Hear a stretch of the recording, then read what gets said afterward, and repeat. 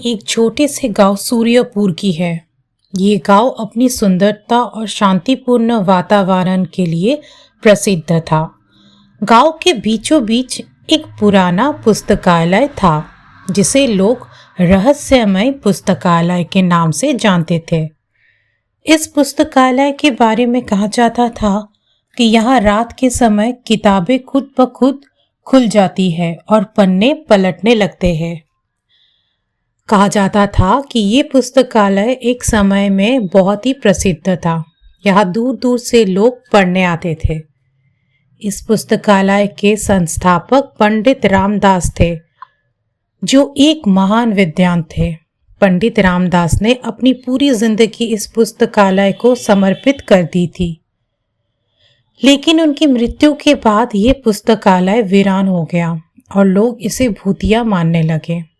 एक दिन गांव के कुछ बच्चे ने तय किया कि वे इस पुस्तकालय के रहस्य को जानेंगे।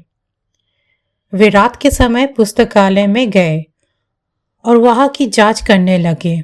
जैसे ही वे पुस्तकालय के अंदर पहुंचे, उन्हें अजीब अजीब आवाजें सुनाई देने लगी। कभी किसी के पन्ने पलटने की आवाज, तो कभी किसी के चलने की। वे डर गए, लेकिन फिर भी आगे बढ़ते रहे। पुस्तकालय के अंदर एक पुरानी अलमारी थी।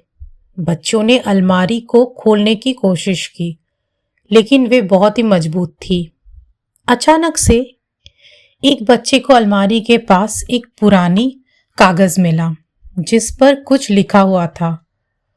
उस कागज पर लिखा था कि इस अलमारी में पंडित रामदास की सबसे प्रिय पुस्तक छिपी हुई है और इसे खोलने के लिए एक विशेष मंत्र की आवश्यकता है।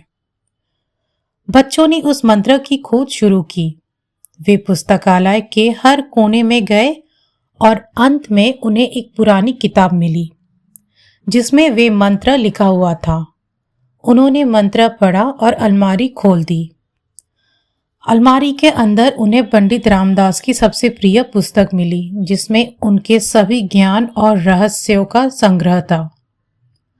बच्चों ने उस पुस्तक को गांव के लोगों के साथ बांटा और पुस्तकालय का पुनर्निर्माण किया। अब वे पुस्तकालय फिर से जीवित हो गया है और गांव के लोग वह खुशी खुशी पढ़ने लगे। इसी तरह रहस्यमय पुस्तकालय का रहस्य सुलझ गया और गांव के लोग एक नई शुरुआत कर सके।